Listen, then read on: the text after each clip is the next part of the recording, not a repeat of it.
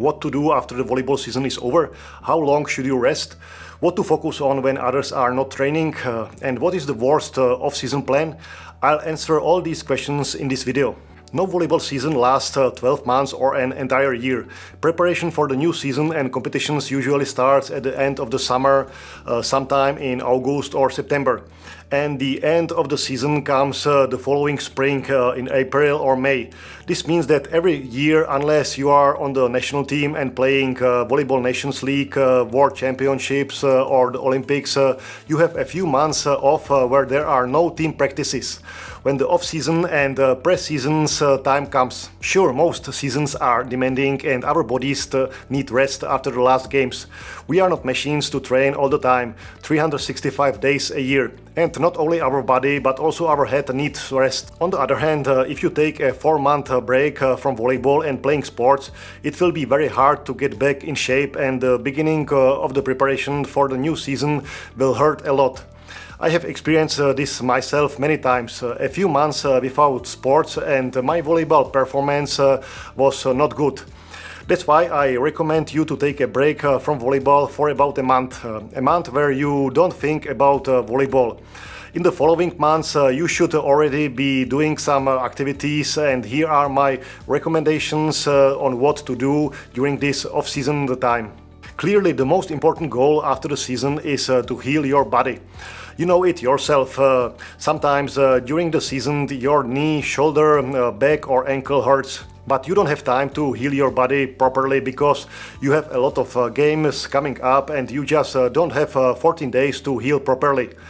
And after the season is the best time to heal all the health issues and problem areas. Off-season is the time to visit an orthopedist, a masseur, time for sauna, cryotherapy and other regenerative methods that will help your health. The second thing I recommend you focus on in the off-season is improving your individual technique. There are usually no team practices in the off-season, but you can still improve your volleyball skills. You don't need other teammates to do this. You just need a ball and maybe a wall. At the wall you can work on developing almost all volleyball skills, and in 2 or 3 months of work you can even make 50,000 touches of the ball if you practice 3 times a week for 1 hour. You can find inspiration for wall drills in my online course. Another great and fun activity is beach volleyball. I'm a big believer in combining classic indoor volleyball and beach volleyball. In indoor volleyball we work as a team. In beach volleyball we develop our individual skills a lot, and because of the soft sand we move on, beach volleyball is very gentle on our joints, and we also strengthen the deep muscles in our ankles, knees and legs by moving in the sand. Therefore, if you have the opportunity, go and play beach volleyball regularly in the off-season. Volleyball camps, which are organized in the off-season, are also an excellent way for volleyball players to spend their time. In most cases, the camps have a relaxed atmosphere where you not only play volleyball but also other sports and activities. Plus, you will meet new people and make new friends. And I often used my off-season time to work hard in the gym. In season, if you play a game every week or weekend, you don't have much chance to go to the gym 3 times a week or more. That's why I took a month off from volleyball after the season. But then it was time for some physical training. I was 3 or 4 times a week working hard in the gym. Plus twice a week athletic training and developing my dynamics and vertical jump were the filler of my free time. The vast majority of the players tended to rest, but I used the off-season time to improve my fitness and actually made the biggest step away from the other players during this time.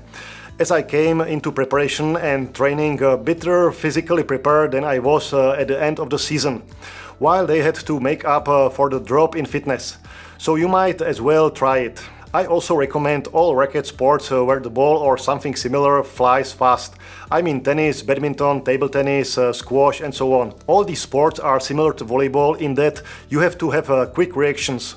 Just like when you are standing in the field expecting a hard attack into you. In racket sports there is a fast flying ball coming at you and you have to react and play it. Therefore, when you are not playing volleyball in the off-season, take a tennis, squash, badminton or table tennis lesson. And I can forget other activities that I think all athletes do in the off-season. An easy jogging for half an hour, a pleasant bike ride in nature, a short swim in the pool or in the sea, a hike in the mountains. These and similar activities are not only pleasant but also very useful for all volleyball players, because during them our body and muscles work and we do not fall totally out of shape. On the other hand, however, some players spend the off-season in a completely different way, and in my eyes they have the worst off-season plan. So what they do? They don't really do anything. They have no activity, no sport for several months in a row. Their body and their muscles are off for months.